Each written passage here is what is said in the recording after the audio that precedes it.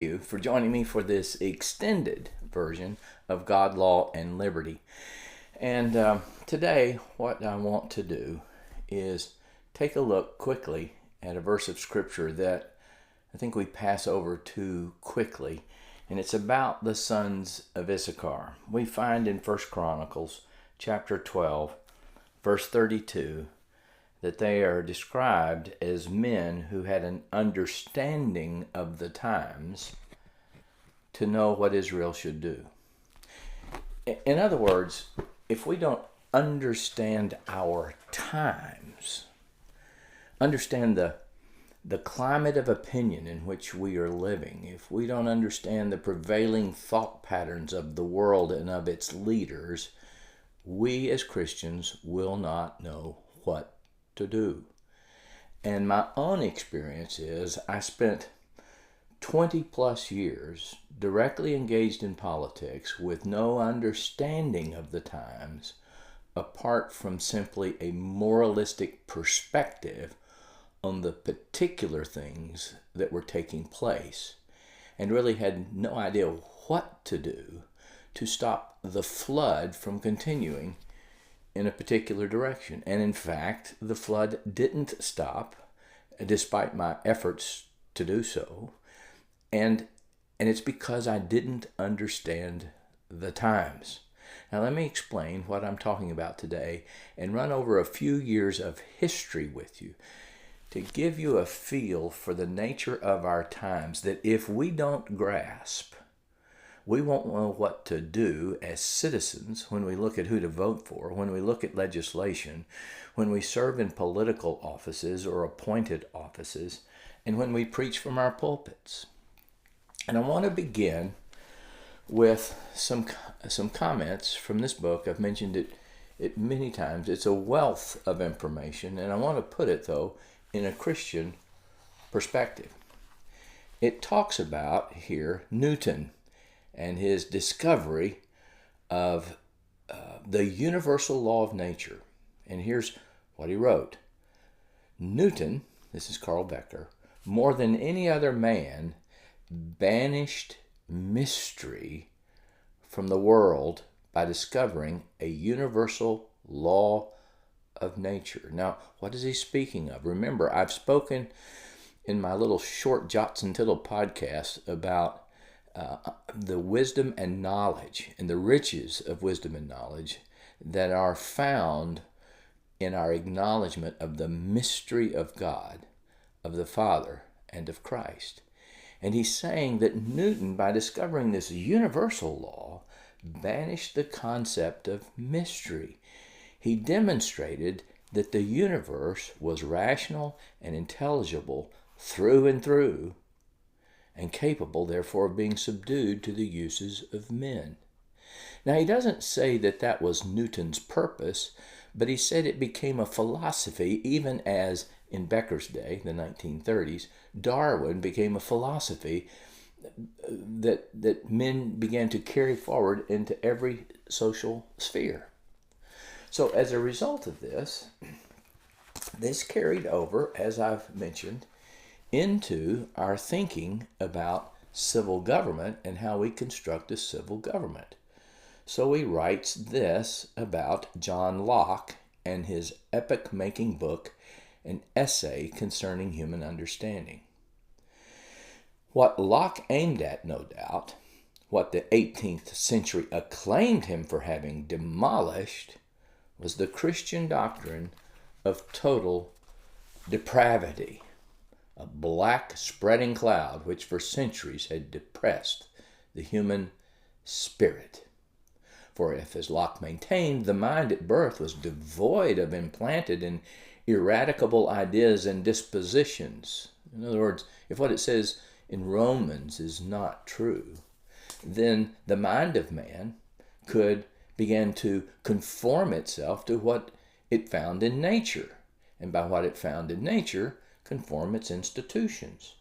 So he said that what he did, Locke's great title to glory, was that he made it possible for the 18th century to believe that with a clear conscience what it wanted to believe, namely that since man and the mind of man were shaped by the nature which God had created, it was possible for men to bring their ideas and their contact, and hence the institutions by which they lived, into harmony with the universal natural order. With that simple faith, the age of enlightenment welcomed this new doctrine. With what sublime courage it embraced the offered opportunity to refashion the outward world of human institutions according to the laws of nature and of nature's God. A phrase, of course, we find in the Declaration of Independence, and I'll come back to that a little later in today's episode. But as you'll see, or perhaps if you watched my smaller episode on burying conservatives, not praising them, that's exactly what we found in the little monograph called The Law by Frederick Bastiat. There was an acknowledgement of God's existence as God, but from there he proceeded from rights grounded in men as individuals to a collective power of a right in persons to defend themselves, their persons, and their property. And there was no suspicion in his mind, or in the minds of those who followed in his stead, who still follow him. The book is given out by multiple Christian conservative economic foundations and organizations that the mind of man might be corrupted by sin. So see, what we see taking place today and what we see being offered by conservatives today to ground the legitimacy of government and economic policy is exactly what Locke proposed, which was based on this Newtonian philosophy that developed that everything is in a natural order, and all we really need is to examine nature, and from what we examine we can induce and determine and reach the conclusion about what the appropriate laws should be. And so Becker writes this: thus, with the heavenly city, referring of course to the idea of the New Jerusalem, shifted to earthly foundations in nature, and the business of justification transferred from divine to human hands. We don't really have to have revelation anymore. We can tell from nature. It was inevitable that God should be differently conceived and more indefinitely felt. And here's what he says. Most 18th century minds were too accustomed to a stable society with fixed ranks, too habituated to an orderly code of manners and a highly conventionalized art, to be happy in a disordered universe. So it seemed safer among the enlightened ones to retain God, or some plausible substitute, as a kind of dialectical guarantee that all was well in a most comfortable of common sense world. The Creator was a mere first premise. No longer needed were the rich and all too human qualities of God the Father. Having performed his essential function of creation, it was proper for him to withdraw from the affairs of man and let us work things out from nature. You see what has happened here? We don't need the niceties of the mystery of God that is the Father and the Son. God is a creator. Will do just fine as the postulate we need. As a result of this shift in thinking and even of God, it notes here that the Christians began to need proof of what they believed. He writes this: the faith was still intact, surely, but it was just ceasing to be instinctively held. Its ablest adherents just becoming conscious that it was held as faith. Maybe it wasn't really real, you see. All the more needed, therefore, for proving it up to the hilt. which explains what goes on now in many churches, that we need to try to convince people that it's rational that God created the universe and not Darwin's mechanistic evolutionary mechanical processes of mere development, right? But here's the problem with that, my friends. If we can't believe that God by His Word could create a visible universe, how can we have any confidence that God by His Word, the imperishable seed that Peter talks about, creates in us an invisible new life that's real? A faith that says this has a real subsistence, and my faith gives evidence of this reality, not just a propositional truth claim by the way I live. Now, he goes on to make this statement, which is terribly interesting. Becker writes, "It's taken 8 centuries to replace the conception of existence as divinely composed and purposeful drama by the conception of existence as a blindly running flux of disintegrating energy. But there are signs that the substitution is now accomplished." Now, he's writing in 1930. I would submit to you that it's fully accomplished. But what is it that it took 8 centuries to replace? And he describes that on page 11 of the book. He says, "We've now remained in the medieval climate of opinion that it's a divinely ordered cosmic drama as long as it's perhaps quite safe to do.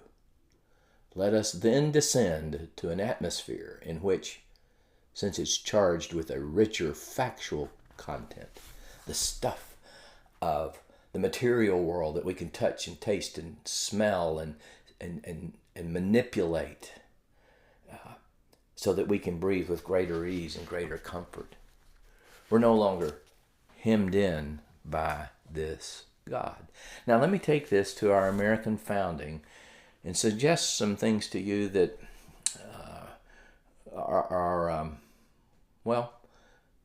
they're profoundly different than what we are led to think or to believe. It comes from the book I've mentioned before by Roland Van Zandt called The Metaphysical Foundations of American History.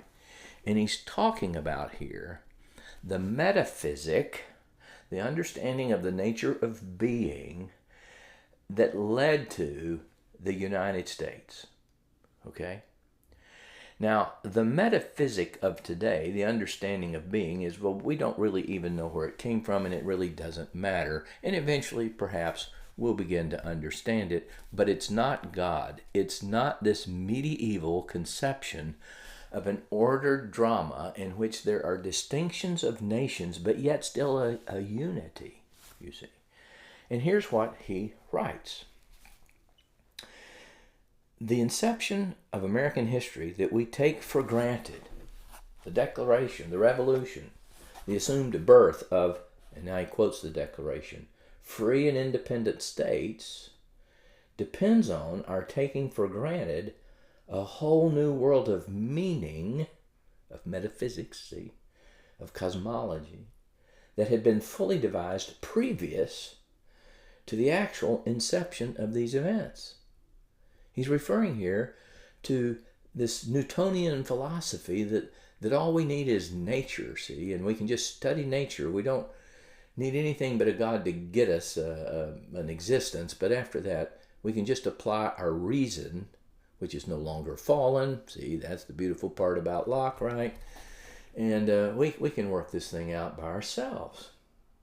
He continues, quoting Ernest Cassirer, "The American Declaration of Independence had been preceded and prepared by an even greater event, the intellectual Declaration of Independence that we find in the theoreticians of the 17th century." That's the folks like Locke who we see continued on through, even into our day, by Bastiat and political conservatives recommending that Bastiat lays the proper foundation for civil government. Van Zandt continues, it is this commitment to a new system of ideas that nature is really all we need, and to study nature we can get it right. He said, that explains the note of natural law that was dominant until 1776 and is constant from the beginning of the period of the Revolution. This is the new natural law. This is what I believe those today advocating for natural law without resort to God as the foundation, leaving alone the mystery of God and the revelation of the Father and the Son, want to return us to, but they don't understand that day has passed. It's rooted in a Newtonian philosophy that, as I quoted from Einstein, has been exploded.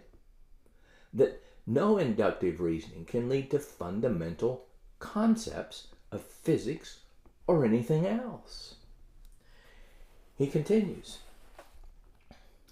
He says this whole new philosophy, this new natural law, this breaking away from the medieval conception of an organic unity and a divinely ordered organism and cosmos and drama, had been under evolution for several centuries.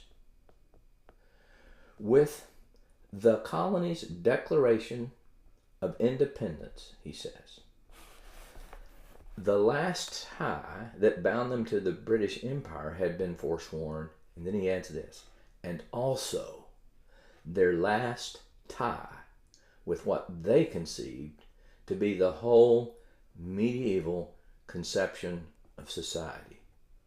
It was at that moment that the colonist became fully and explicitly committed to the new philosophy. And one of the things he points to that I had to go and look at is that in the beginning of the Declaration of Independence, he refers to these colonies, and in the next sentence, he says these free and independent states. You see, there had been a conception, Van Zandt suggests, that we were simply colonies. We were part of an organic whole. We were a part of Europe.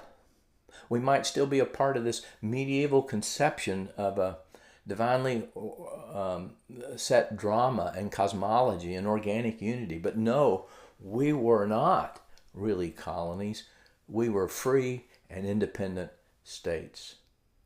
The conception of a unity under the mystery of God, of the Father and of the Son, was broken.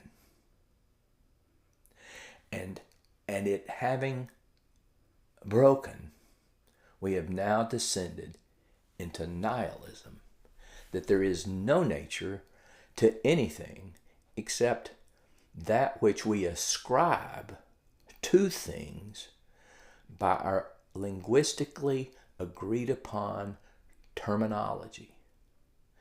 And that's the cosmological, metaphysical war of words taking place with pronouns and the words male and female right now. And if we reduce our arguments to mere biology, we will have missed the point that nihilism now informs our thought, and we've reduced ourselves back to a Newtonian philosophy that is no longer believed and was in the process of being jettisoned even as we were founded. The cosmic drama of the medieval century, of the medieval period, the medieval cosmos, 800 years in the making. I would suggest from the Papal Revolution in around 1050 to the 1900s, well, when Becker's writing, it is gone.